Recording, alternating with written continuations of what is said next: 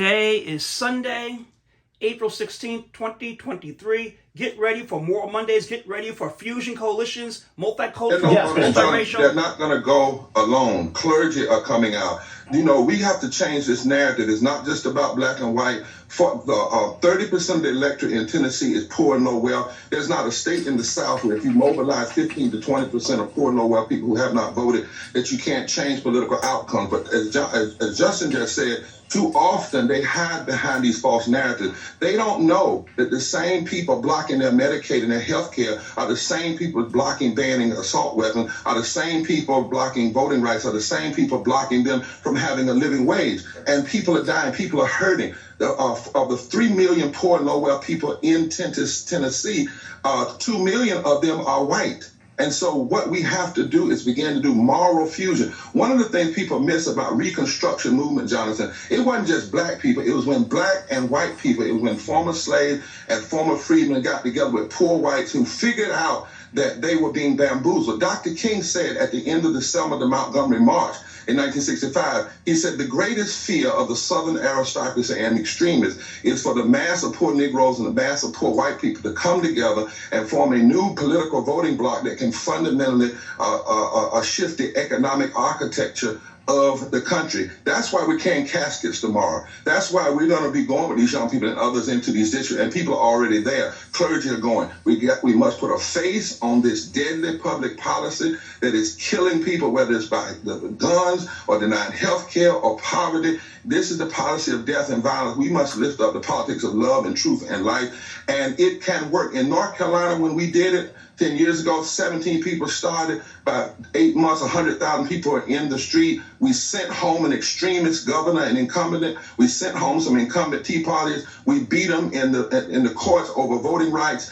This can be done. This can be done. And that's why I'm asking people to keep these three legislators always together, Justin Jones, Justin Pearson, Gloria, but more so talk about what they represent, this moral fusion, intersectional coalition that is the hope of the South and the hope of the transformation in this country that runs right through poor and low wealth people. Poor and low wealth people organized to deal with policies of death, along with religious leaders and young people and gay people and straight people and people of every color and race and religion. That is the power, Jonathan, that can shift this country. I'm so hopeful in this moment right now. It's not going to be easy. It's got to be a fight. It's got to be a struggle, but we can do this. We can do this. Mm-hmm. And the Gloria you've mentioned in relation to Justin Jones and Justin Pearson is Gloria Johnson. Bishop William Barber, Tennessee State Representative Justin Jones, thank you both very much for coming to the Sunday show. Next. Today is Sunday, April 16th, 2023. Please go to poorpeoplescampaign.org, poorpeoplescampaign.org, poorpeoplescampaign.org.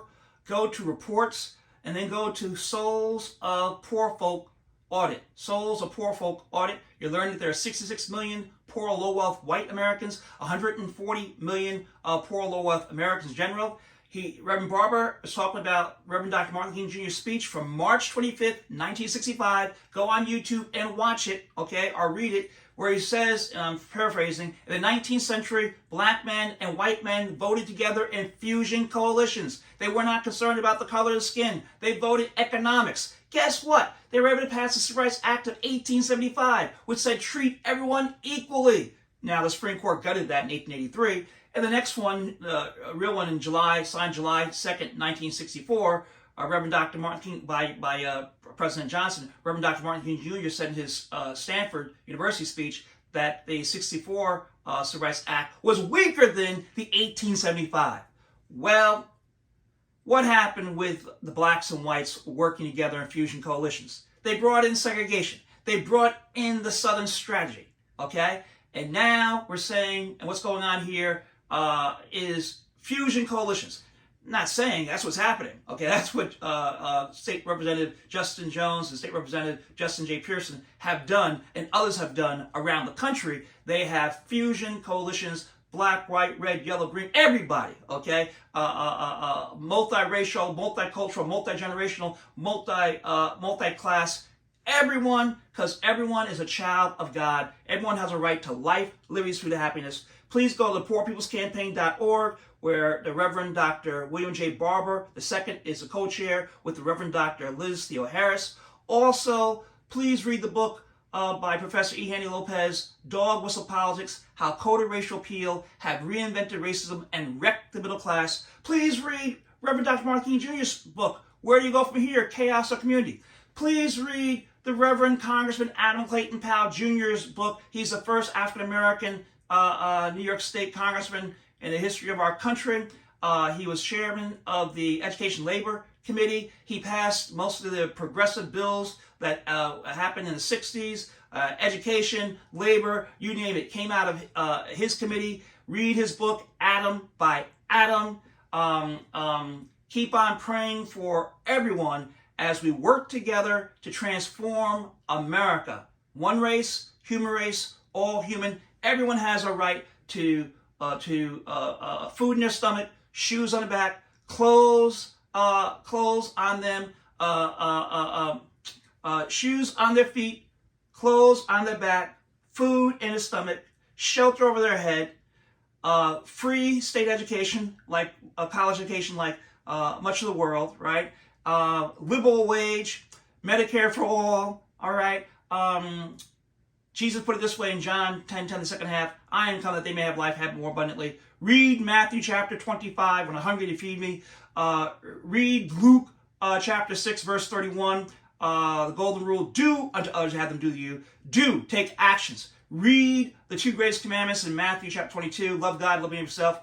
Who is your neighbor? Read Luke chapter 10, verses 25 to 37. The pastor messed up, the deacon messed up. Samaritan, despising that day, showed agape love, showed compassion, concern, took actions to help that person in need, and that's what it means to be a good neighbor. That's what it means to be, by the way, a true, authentic Christian, is when you take actions to make life better and better and better. Jesus never charged a copay. Jesus always made people's lives better. That's what it means to be an authentic, true Christian, not one that's practicing slave master Christianity, but the authentic Christianity from Jesus Christ.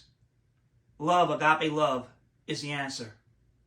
We're all God's children. Look at Genesis chapter 1, verse 26. We're all made in the image of God. Everyone has a right to life, liberty, sweet happiness. Everyone on this planet, known as Earth. God bless you. God keep you. God's heart shine upon you. Amen.